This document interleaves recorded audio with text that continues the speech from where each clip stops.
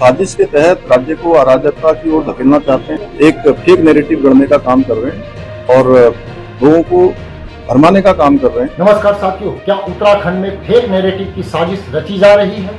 क्या उसके निशाने पर सीएम धामी है? और सीएम धामी द्वारा हाल ही में दिए गए बयान के बाद सियासत में एक हलचल सी मच गई है।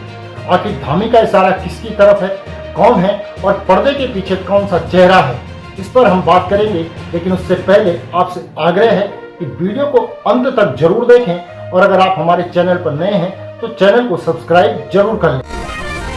साथियों, उत्तराखंड की राजनीति में जैसे ही मुख्यमंत्री पुष्कर सिंह धामी ने कुछ सख्त फैसले किए, क्या उसी के साथ भ्रम फैलाने की राजनीति फिर से सक्रिय हो उठी है? और मुख्यमंत्री ने हाल ही में दिए अपने एक बयान ने न तो सिर्फ यह संकेत दिया कि उनके खिलाफ कुछ ताकतें संगठित तरीके से नकारात्मक माहौल बना रही हैं, बल्कि यह भी उन्होंने स्पष्ट किया कि इस बार जंग बाहर से नहीं है बल्कि भीतर से छेड़ी गई है।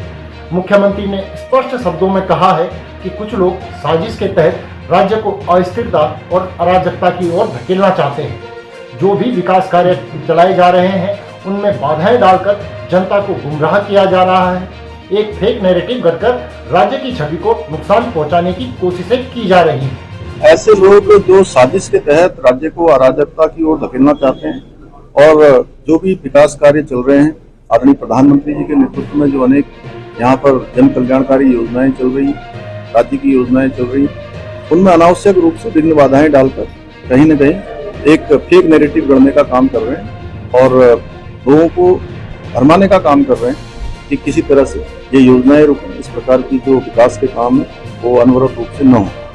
साथियों, मुख्यमंत्री के इस बयान को सामान्य प्रतिक्रिया इसलिए नहीं कहा जा सकता क्योंकि अगर पुष्कर सिंह धामी का यह बयान विपक्ष पर होता या हमला विपक्ष पर होता तो मुख्यमंत्री खुलकर नाम ले सकते थे या नाम ले लेते, लेकिन उन्होंने किसी भी विपक्षी दल का या किसी नेता का जिक्र तक नहीं किया। और इसका सीधा सा अर्थ है कि कोहराम भीतर का ही है, साजिश अपनों में ही पनप रही है। धामी सरकार के लिए यह वक्त दोहरी चुनौती का बन चुका है। एक तरफ राज्य में विकास की गति बनाए रखना और दूसरी तरफ दुष्प्रचार की राजनीति से निपटना।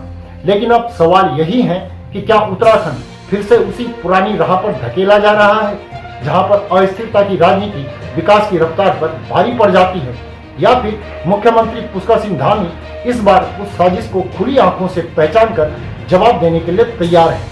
आप भी अपने विचार कमेंट करके जरूर बताएं। चैनल को सब्सक्राइब अवश्य कर लें। अभी के लिए इतना ही। अगली वीडियो में जल्द ही पुनः मुलाकात होगी।